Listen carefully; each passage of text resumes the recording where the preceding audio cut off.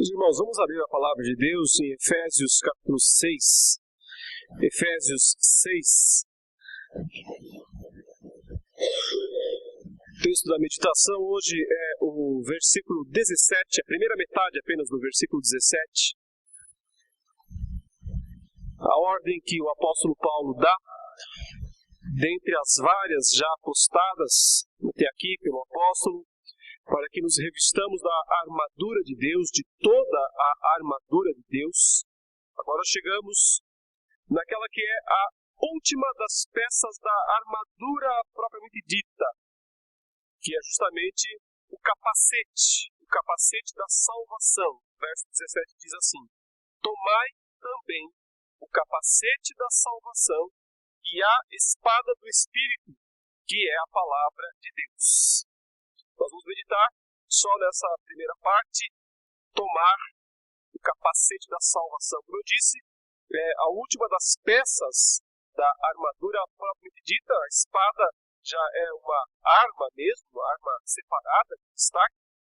E o capacete, apesar de aqui ser colocado em último lugar, em hipótese alguma representa algo menos importante. Na verdade, ele era mesmo a última peça a ser colocada, justamente para que o soldado, então, quando colocava, ia para a batalha, ia enfrentar desafios.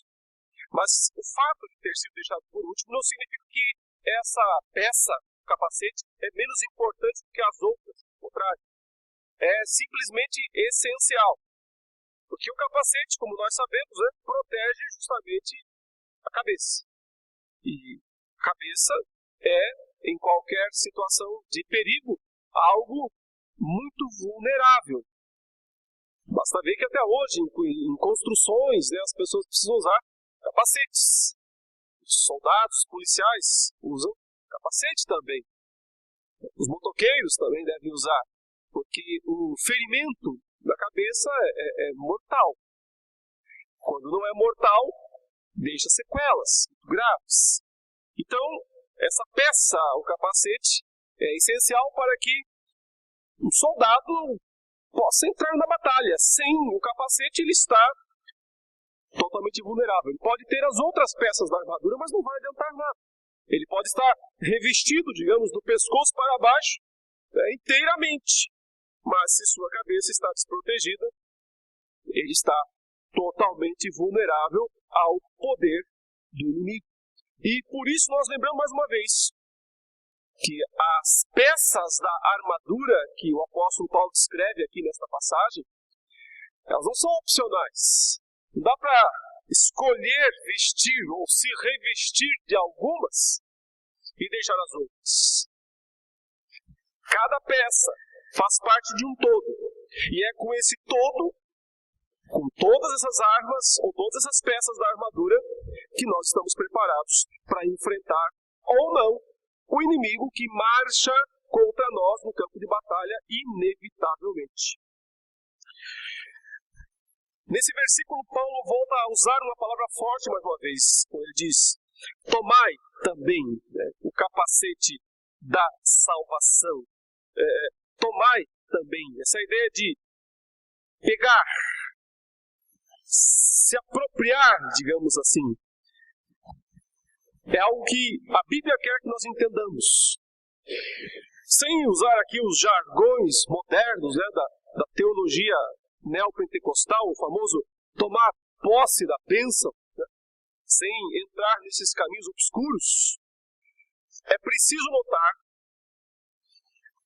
que nós não teremos todas as peças da armadura menos que as cristãos. Isso é um fato, é um dado. Elas não são automáticas. Uma pessoa não estará preparada para enfrentar a batalha que a cerca só pelo fato de ter se tornado cristão. Só pelo fato de ter confessado publicamente o nome de Cristo Jesus. É preciso, portanto, sim, um passo a mais, um ir além.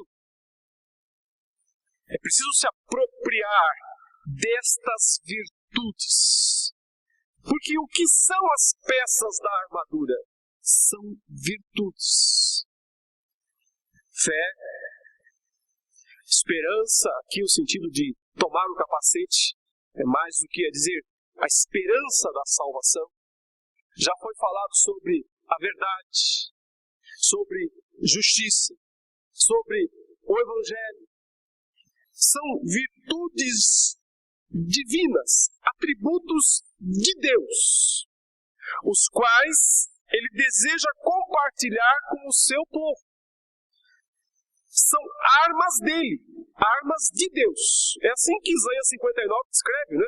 O próprio Deus dizendo, já que ninguém ajuda, já que a verdade anda tropeçando pelas praças, já que a verdade sumiu, a justiça está rara, então Deus se impressiona com essa realidade no meio do seu povo, ele diz, e Ele então age, Ele então veste, toma para si essas peças da armadura, com o objetivo de salvar o seu povo e condenar os inimigos.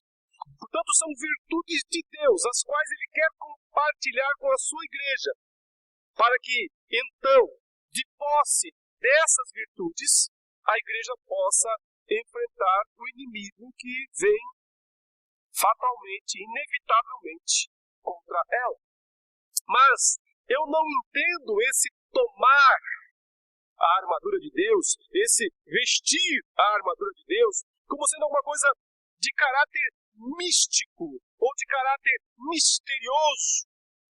Não é algo que se faz através de um tipo de um ritual, por exemplo. Vamos fazer um grande ritual aqui para que os irmãos possam ter essa peça, aquela outra peça. Isso não se toma, isso não se veste, isso não se apropria disso por um passe de mágica. Nem mesmo recebendo uma oração. Vamos orar para que o fulano tenha essa peça. Claro que a oração é útil, é importante, e ela, inclusive, na própria estrutura da armadura aqui, ela é a última das peças que Paulo menciona. No final diz, orando o tempo todo, é como se ele dissesse, vestindo cada peça da armadura com oração. Ou seja, é claro que a oração é fundamental, mas o que eu estou dizendo não é porque alguém fez uma oração, ou porque alguém orou por alguém, que essa pessoa então passa a exibir, como num passe de mágica, essas peças da armadura. Na verdade, isso aqui é uma questão de ação, é uma questão de tomar atitudes, de fazer algo, porque são virtudes que Deus já nos deu. Não são virtudes que nós temos que ir atrás, que nós temos que procurar onde está esse arsenal das armas divinas, para que nós possamos ir lá e dizer, vou pegar essa, vou pegar aquela. Não é nada misterioso, escondido, não é algo a ser buscado, a ser conquistado, é algo já recebido, já doado. Porque vem justamente no pacote da fé, quando o Senhor Deus concede fé aos corações incrédulos. E eles então nascem de novo, e eles então são batizados com o Espírito Santo. Então eles recebem essas virtudes, porque elas nos são comunicadas através do Espírito Santo. Então, meu ponto não é algo a ser buscado, é algo que eu e você já temos, mas precisa ser empunhado, digamos assim, como quem tem uma espada, mas ela está à bainha, então ela tem que ser levantada, como alguém tem um escudo, mas ele está no chão, então ele tem que ser levantado, como alguém tem a couraça, mas falta tomar essa consciência, como quem tem o capacete, mas falta colocá-lo na cabeça. Essa é a parte que cabe a nós. O Senhor não pega o capacete e diz, põe aqui na sua cabeça para você poder enfrentar os ataques. Ele não diz, veste aqui a couraça. Essa é a parte que nós temos que fazer, capacitados, evidentemente, pela graça dele, pelo poder dele, não por nós mesmos, não por nossa força, mas justamente pelas virtudes que ele já conquistou para nós. Então, é uma questão de usar aquilo que nós já recebemos. Voltando agora a pensar no capacete. Como nós já vimos várias vezes aqui, o apóstolo Paulo estava visualizando um soldado romano verdadeiro, convencional, daqueles dias. Talvez um soldado da guarda pretoriana.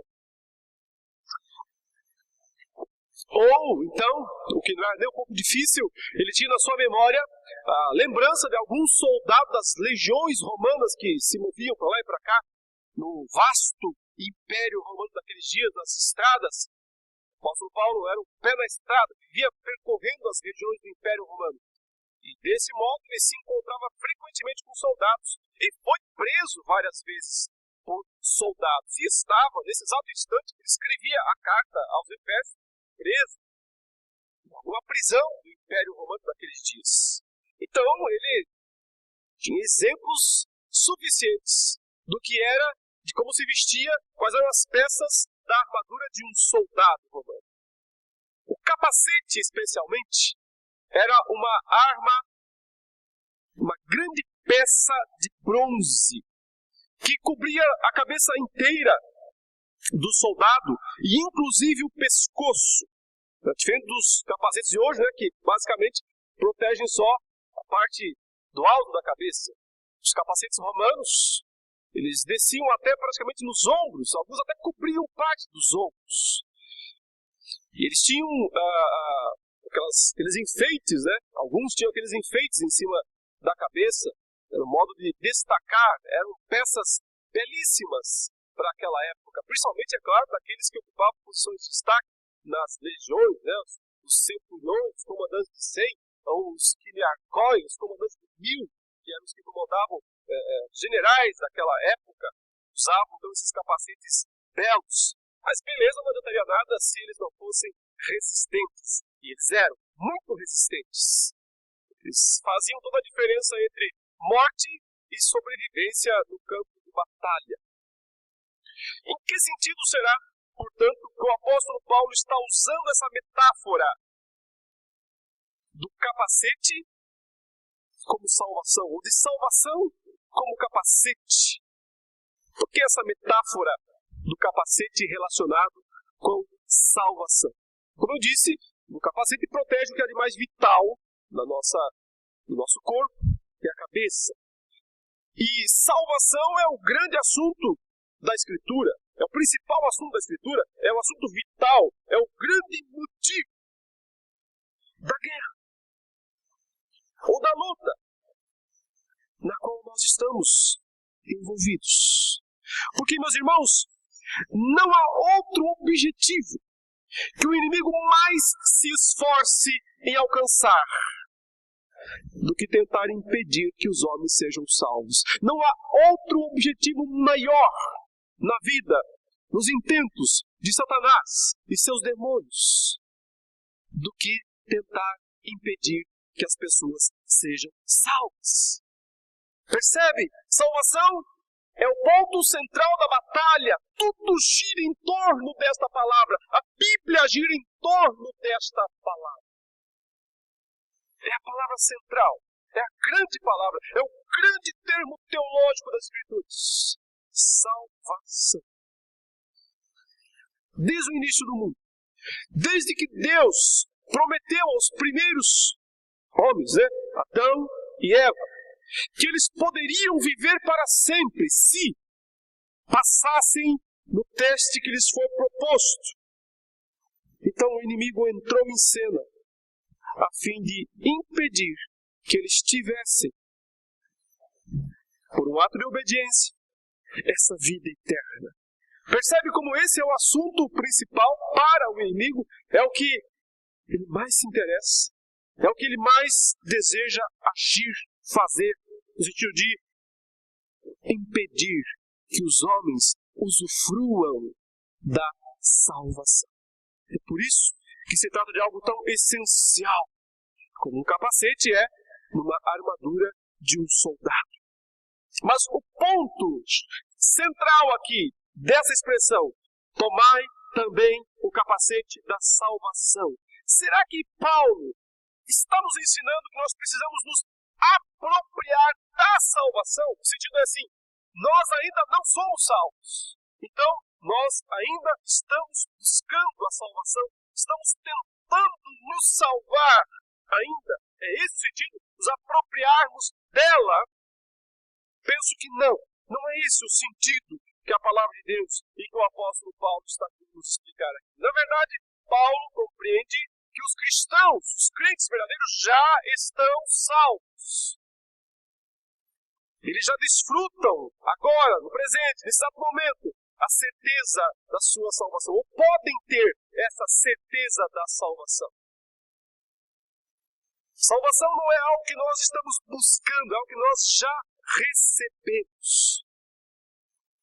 E para isso, como nós lemos na liturgia do nosso culto, a própria carta de Paulo aos Efésios, no capítulo 2, ele já nos disse que a salvação é um dom, a salvação é um presente de Deus. Leia mais uma vez comigo, Efésios 2, versículos 4 a 9. Observe como salvação é algo que nós não conquistamos, nós não alcançamos, é algo que nós recebemos gratuitamente. Mas Deus, Paulo fala no verso 4, mas Deus, sendo rico em misericórdia, e por que ele menciona a palavra misericórdia aqui? Porque nos versículos 1 a 3 ele falou, nós estávamos mortos. Mortos nos nossos delitos e pecados. Mortos segundo o curso desse mundo, vivendo a vida mundana. Mortos por causa do poder de Satanás, do príncipe da potestade do ar, diz, o Deus desse século. Aquele que cega os incrédulos, aquele que mantém os incrédulos na prisão do pecado. Nós não éramos exceção. Estávamos, como ele disse, debaixo dessa mesma prisão, do mundo da carne e do diabo, essa tríade perversa, maligna, aprisionadora. Mas Deus, ele diz, apesar de nós estarmos nesse estado, nessa situação lamentável, terrível e imutável, por nossa própria força, mas Deus, sendo rico em misericórdia, motivo, por causa do grande amor que nos amou, o motivo da salvação sempre é o quê? O amor de Deus. O amor de Deus. Motivo da nossa escolha, da nossa eleição, porque nós não fomos destinados para a morte, não fomos destinados para a ira. Amor de Deus. Deus, por causa do seu amor, porque nos amou, e estando nós, ele enfatiza novamente, mortos em nossos delitos, nos deu vida juntamente com Cristo. Pela graça sois salvos. Juntamente com Ele nos ressuscitou, nos fez assentar nos lugares celestiais em Cristo Jesus, ou seja, uma mudança total de status. De mortos, de perdidos, de derrubados no chão com o inimigo, agora levantados, ressuscitados, elevados aos céus. É óbvio que nenhum de nós está nesse exato momento lá no céu, fisicamente. Estamos aqui, nos vemos, nos enxergamos, andamos, falamos. Mas espiritualmente, em Cristo Jesus, Paulo diz, já estamos assentados nos lugares celestiais. Isso quer dizer, salvação é presente e é agora. Salvação não é algo a ser alcançado no futuro. Salvação é algo já dado a nós, através de Cristo. Com o objetivo final, no versículo 7, de mostrar porque é que Deus escolheu nos salvar e nos salvou. Verso 7 diz, para mostrar, para evidenciar, nos séculos vindouros, no mundo por vir, lá no novo céu e nova terra, naquilo que ainda será feito, a suprema riqueza da sua graça, em bondade para conosco em Cristo Jesus. O objetivo da nossa salvação é a glória de Deus. Mostrar sua glória. Evidenciar no mundo por vir, nos séculos vindouros, a sua riqueza, da sua misericórdia, da sua graça. Verso 8, porque pela graça sois salvos, mediante a fé. A fé é um instrumento da salvação, mas não é ela própria a autora da salvação. Quando nós dizemos que nós somos salvos pela fé, nós temos que entender que é um mediante, um através de, não por em si mesmo, não é a fé em si mesma que nos salva. Senão ela seria uma pequena obra nossa. O que nos salva é a graça. O que nos salva é Cristo. O que nos salva é Deus. A fé é o instrumento que Ele próprio nos dá, nos concede, para que nós possamos obter a sua salvação. A salvação que Ele nos deu. Porque pela graça sois salvos mediante a fé, e isto não vem de vós. Isto que? Todo o processo da salvação, tudo o que ele disse antes, isto não vem de vós. Nem a fé, nem a graça, nem a salvação, nem coisa nenhuma vem de vós, mas de Deus. Dom, é presente de Deus. Imerecido, totalmente gratuito. Um dom de Deus, não de obras, para que ninguém se glorie. Ora, pois, nós já temos isso. Salvação já é realidade. Se eu tenho, se eu creio. E se eu creio não é porque eu creio, mas é porque Ele me capacitou a crer. Então, se eu creio, eu já estou salvo. Então, por que Paulo manda vestir o capacete da salvação? Se eu já sou salvo. Em que sentido eu ainda preciso ser salvo? Se eu já sou salvo pela graça. Uma outra passagem do apóstolo Paulo nos ajuda a entender isso. É a 1 Tessalonicenses, capítulo 5, versículo 8. Também já foi lido na liturgia, mas vale a pena ler outra vez. 1 Tessalonicenses, capítulo 5, versículo 8. Ele escreveu: nós, porém, que somos do dia, sejamos sóbrios, revestindo-nos da couraça da fé e do amor, e tomando como capacete a esperança da salvação. Aqui em Efésios 6, ele não usou essa palavra esperança, esse capacete da salvação. Mas como nós temos um texto paralelo que fala a mesma coisa numa outra carta, nós podemos entender então qual é o sentido de tomar o capacete da salvação. Não é da salvação em si mesma, porque essa nós já temos, mas da esperança. Esperança é uma das 3 grandes virtudes da vida cristã. Fé, esperança e amor. Paulo escreveu aos Coríntios, capítulo 13. Essas 3 grandes virtudes. Esperança, em especial, diz respeito à nossa certeza das coisas vindouras, do mundo por vir. A certeza de que nós estaremos lá, naquele novo céu, naquela nova terra, que Deus, nesse exato momento, está preparando para nós. Irmãos, a maior vitória que o inimigo pode alcançar contra nós não é fazer com que percamos a salvação. Porque isto ele não pode fazer. Porque para isto ele não tem poder suficiente. Ele não pode acusar os eleitos de Deus. Ele não pode roubar o tesouro que Deus já nos deu, que está reservado nos céus, a palavra diz, imarcessível, quer dizer, ninguém toca, ninguém chega perto, ninguém pode tirar a nossa herança. Ele não pode roubar a salvação. A pior coisa que o inimigo pode fazer contra nós não é tirar nossa salvação, porque ele não pode fazer isso. Porque salvação é um dom irrevogável de Deus. Ele não fica dando, tirando. Se ele já nos deu, é definitivo. A única coisa que precisa acontecer é aperfeiçoar a salvação.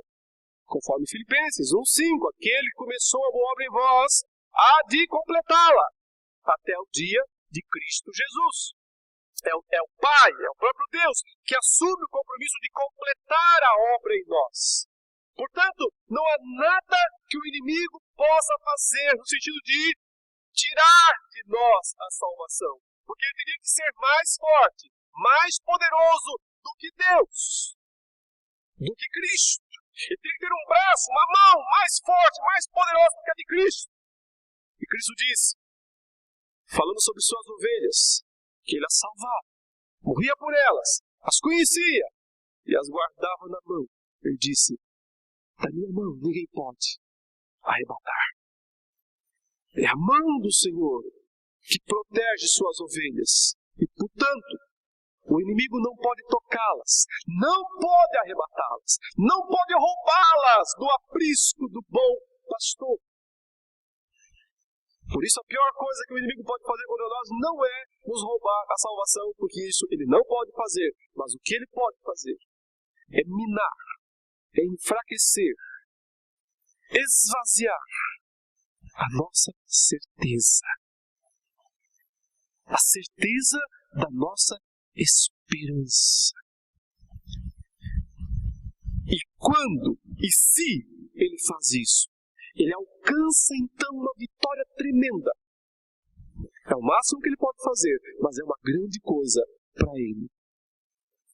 Porque se ele rouba de nós a certeza da salvação, se ele faz com que nós tenhamos dúvidas se estaremos ou não naquele mundo vindouro preparado por Cristo para nós, ou pior, se ele faz com que nós já não nos importemos mais muito com aquele mundo vindouro que ele está preparando para nós, então tudo o que resta para nós é esta vida terrena miserável.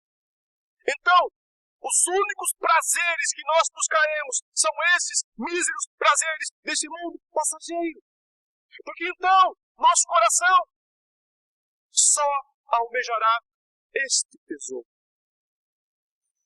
Que a traça, que a ferrugem, que o ladrão, como Cristo disse, dá um jeito de dissipar. Por isso Cristo disse, onde está o teu tesouro? Aí está o teu coração. Não é o contrário. Onde está o teu tesouro? Aí está o teu coração. Se o inimigo consegue roubar de nós a esperança daquele tesouro, então o nosso coração não estará mais lá. Então, nosso coração estará onde? Nesses tesouros corruptíveis. Dos prazeres transitórios, temporais, passageiros, efêmeros, do mundo do consumismo, do mundo das festas, do mundo da autoexaltação, do ego, do orgulho e de todo tipo de produtos falsos que vendem para nós como se fossem preciosos. É aí que o nosso coração só pensará nestas coisas. Por isso, meus irmãos, a grande vitória que o inimigo pode alcançar, e isso ele pode fazer, infelizmente, contra o povo de Deus, é fazer com que percam a esperança. Fazer com que naufraguem na esperança da sua salvação. Por isso, a certeza da salvação é uma poderosa arma contra o inimigo. Com essa certeza envolvendo nossa cabeça como um capacete, nós marchamos contra ele, resolutos nesse campo de batalha, porque sabemos que não temos nada a perder. Não temos nada a perder. Porque o que é precioso, ele não pode tirar de nós. E as demais coisas não valem. Não valem a salvação. Não se comparam.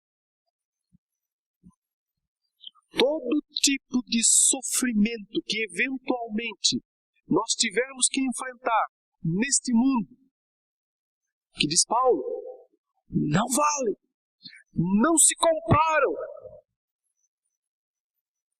ao eterno peso de glória que produzem para nós quando nós enfrentamos resolutos, firmes, essas tentações ou essas tribulações que estarão certamente no nosso caminho.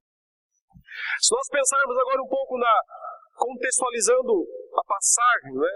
Olhando para o contexto da passagem, Paulo está escrevendo para a igreja de Éfeso.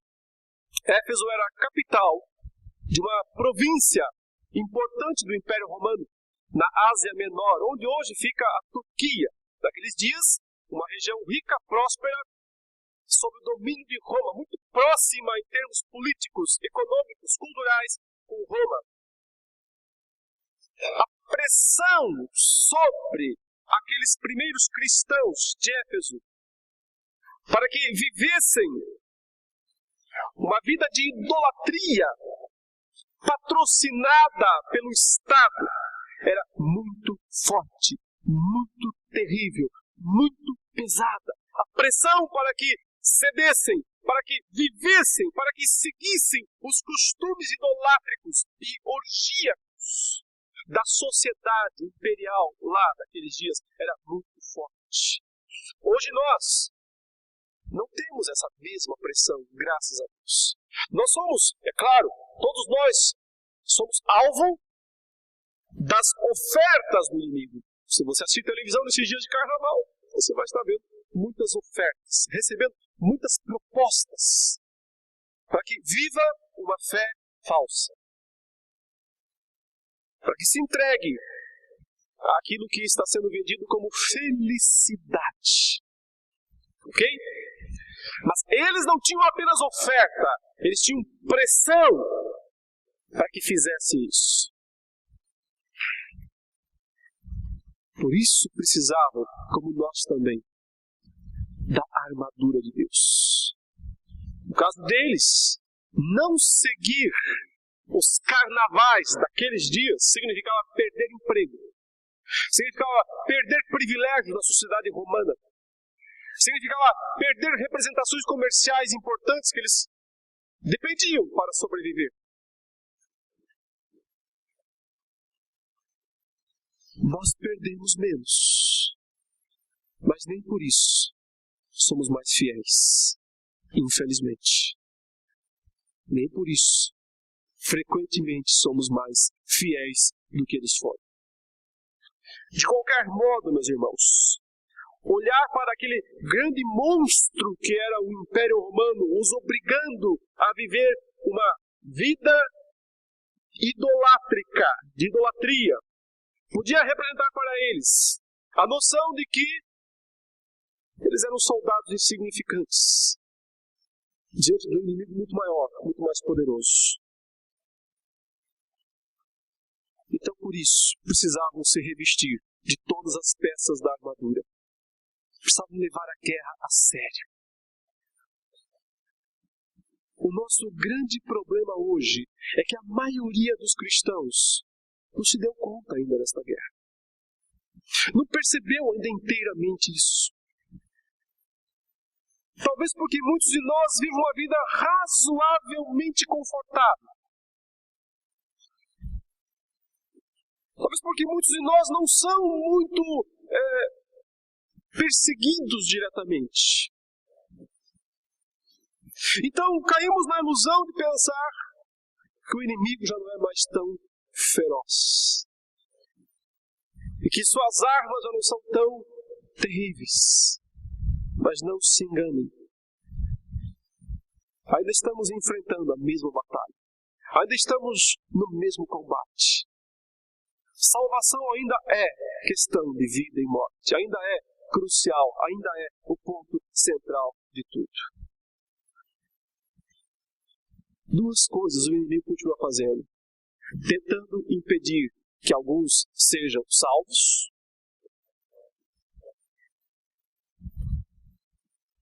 Minando a esperança da salvação daqueles que já são salvos.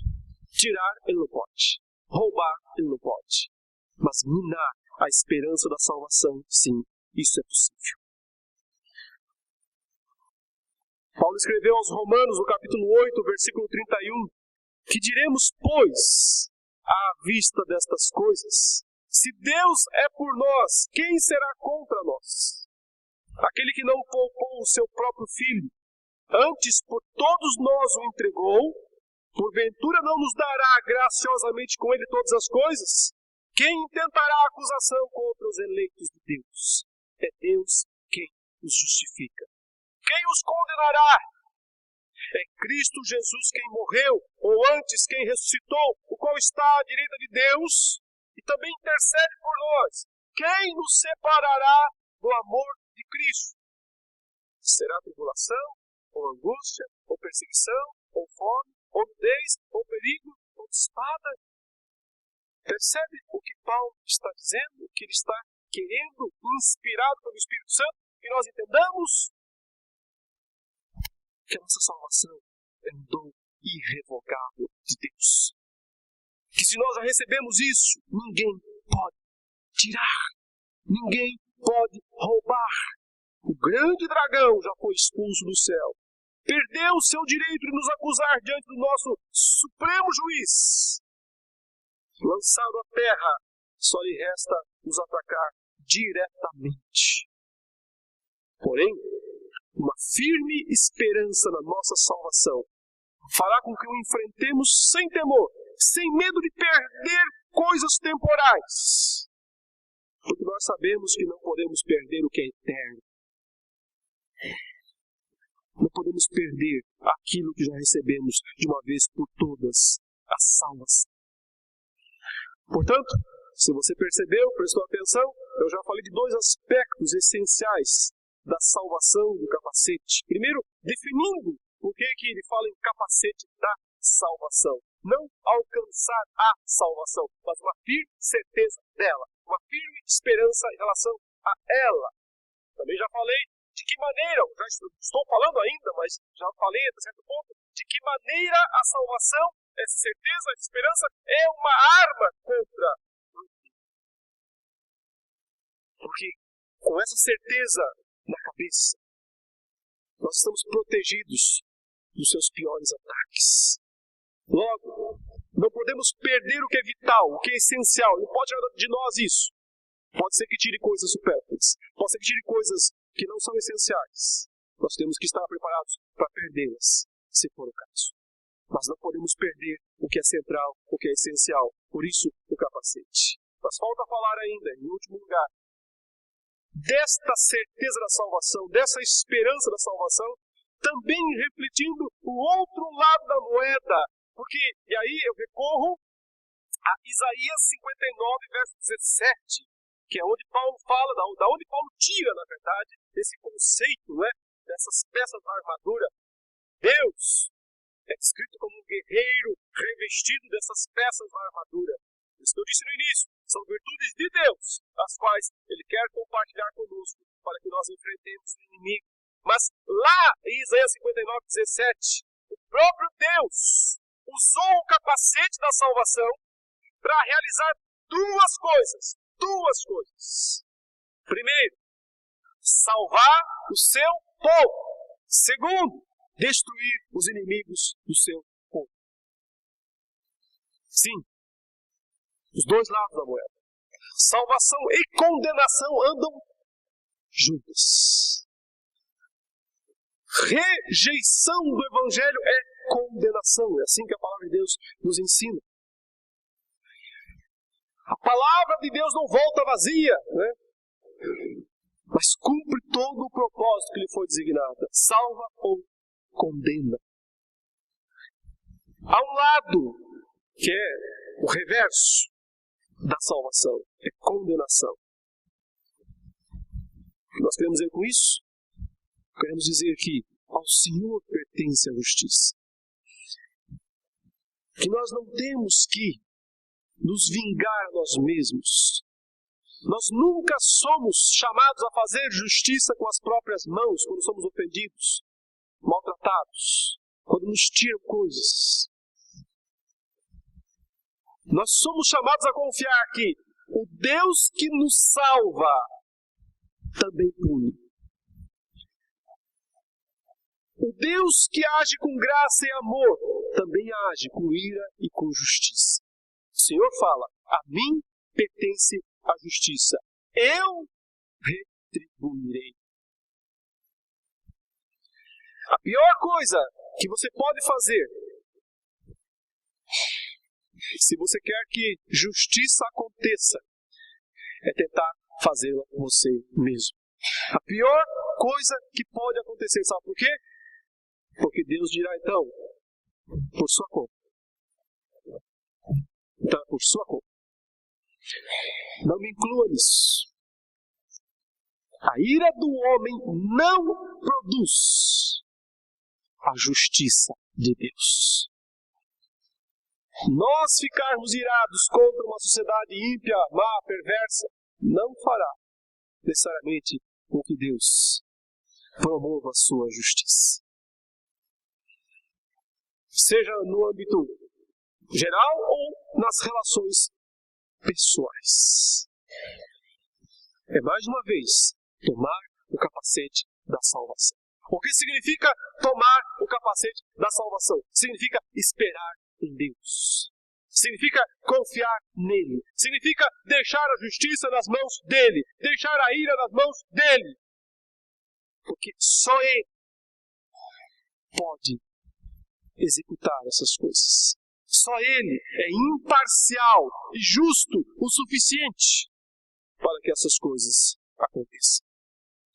E finalmente, meus irmãos, num certo sentido, nós ainda não somos salvos. Num sentido, nós já somos. E ninguém pode tirar isso de nós. Mas num sentido, ainda não. Qual o sentido que ainda nos falta? O da completude.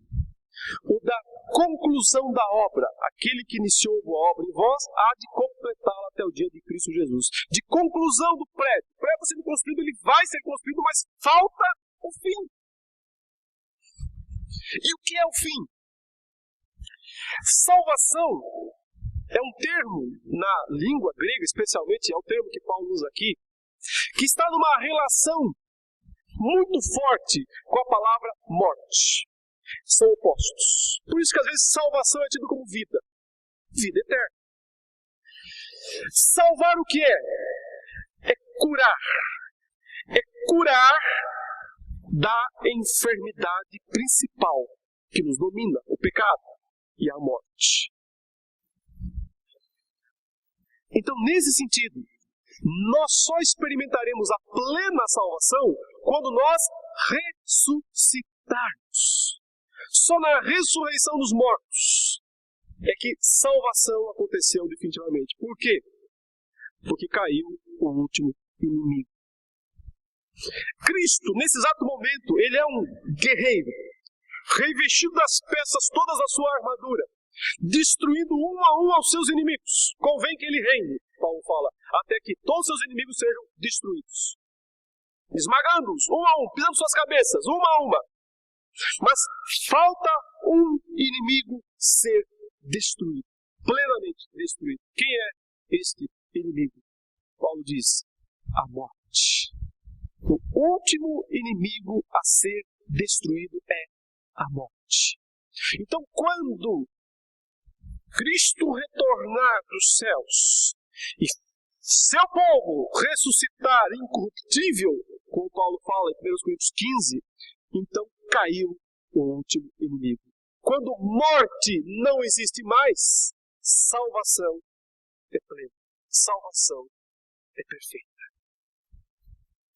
Por isso ainda é preciso esperança. Ao mesmo tempo que eu já tenho, eu ainda espero. Que eu já usufruo, que eu já desfruto, eu ainda espero. Porque eu espero o dia. E como disse Davi, ou como disse Jó, esse meu corpo, revestido da sua carne, esses olhos, eu verei a Deus. Essa é a esperança do crente. É isso que é estar com o seu capacete da salvação.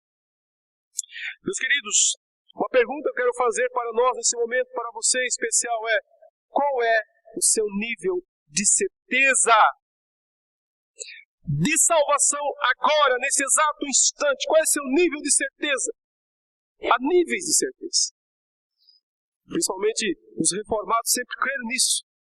Que Deus concede ao seu povo níveis variados de certeza. Uma pessoa pode alcançar na sua vida, como diz a Confissão de Fé de Westminster, uma plena certeza. Essa é a certeza máxima, é o limite, é o topo da esperança. Mas são os meios de graça que nos levam, nos elevam a uma plena certeza. O abandono, o mau uso dos meios de graça vão enfraquecendo em nós a plena certeza. Então a pergunta que eu faço a você é: qual é o seu nível de certeza da sua salvação agora, nesse exato momento? Eu espero que seja um nível alto, elevado, mas não adianta ele existir sob bases falsas. Uma certeza da salvação baseada, por exemplo, em méritos pessoais, sem fundamento. Uma certeza muito grande porque olha para a sua vida e não vê pecados graves, como vem outros. Talvez muitos tenham essa certeza da salvação porque olham para a sua vida e dizem: não tem nada tão grave assim. Olha fulano, olha Beltrano, olha Cicrano. Parece o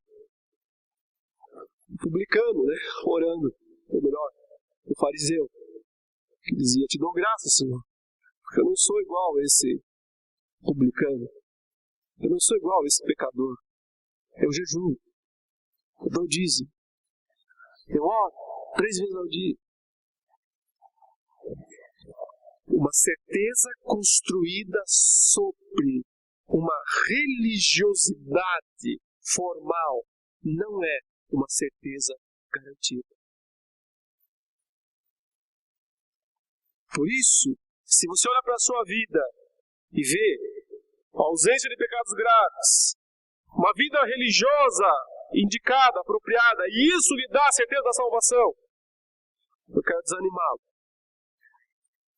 Porque isso não lhe garantirá um segundo da eternidade na presença de Deus. Mas por outro lado, e antes de falar da solução, deixe-me identificar um outro problema. Por outro lado, muitos talvez não tenham essa certeza porque são demasiadamente cônscios dos seus próprios pecados. E acreditam, porque se conhecem, porque se veem seu reflexo no espelho, se enxergam de fato, que por causa dos seus pecados não podem ser salvos. Para ambos, aqueles que têm uma certeza falsa e aqueles que têm um desespero por causa do próprio pecado, a Escritura diz: olhe para Cristo. Pare de olhar para si mesmo. Pare de tentar encontrar a certeza em si mesmo, porque você nunca a encontrará, e se encontrar ela é falsa. Olhe para Cristo.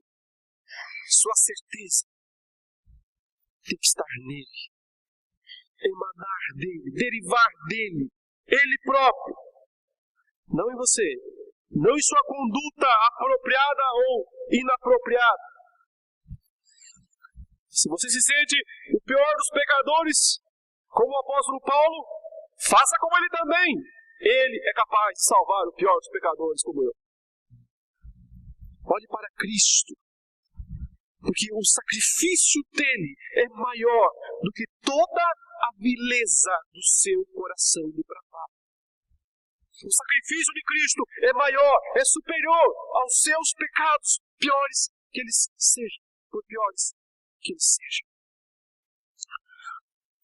Portanto, ambos precisam abrir mão de si mesmos, se entregar a Cristo.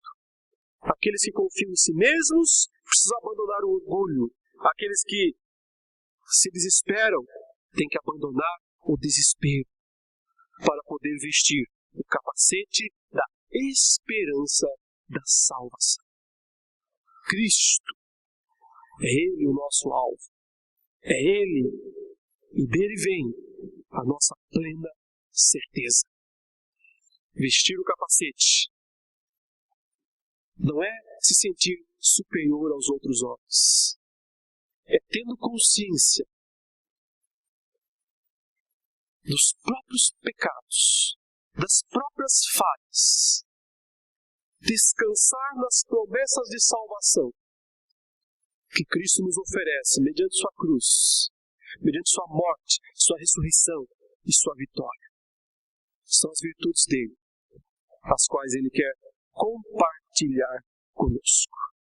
Que Deus nos conceda, meus irmãos, condições de ter uma firme certeza, uma inabalável certeza da nossa salvação, porque isso nos fará muito mais corajosos no campo de batalha, porque nós saberemos que não temos nada a perder, nada que ele possa tomar de nós, porque Cristo nos guarda e nos garante até o fim.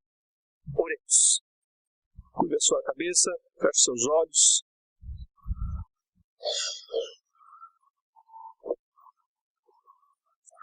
Santo e eterno Deus, Senhor, Criador eterno, te damos graças, ó Pai, porque não depende de nós a salvação. Se dependesse, Deus, quem de nós estaria em pé? Se dependesse, Senhor, de nós, a nossa salvação, quantos seriam de fato salvos? Como é bom, Senhor Deus, saber dos teus planos eternos e imutáveis, do teu grande amor com que nos amou, ou nos amaste. De maneira que, Senhor, podemos descansar nas promessas feitas em Cristo Jesus para nós. Concede-nos, ó Deus, uma fé resoluta e inabalável nas tuas santas promessas. Que a esperança da salvação seja uma dessas peças da armadura, uma dessas vigorosas peças da armadura, a nos capacitar, a lutar, a batalhar pela fé, a não esmorecermos, a não nos entregarmos, ó Deus, a não abandonarmos o nosso batalhão, o nosso regimento, para seguir os prazeres, as dissoluções desta vida terrena, passageira e vil. Dá-nos, ó Deus, condições de sermos teus soldados, teus servos, lutando firmes e inabaláveis pelo Senhor, andando de fé em fé, de vitória em vitória, fazendo proezas, sim, ó Deus, proezas pela fé, pela graça, pela misericórdia e para a tua glória. Capacite-nos, perdoe-nos, aumenta a nossa fé e a nossa certeza. Em nome de Jesus. Amém, Senhor. Amém.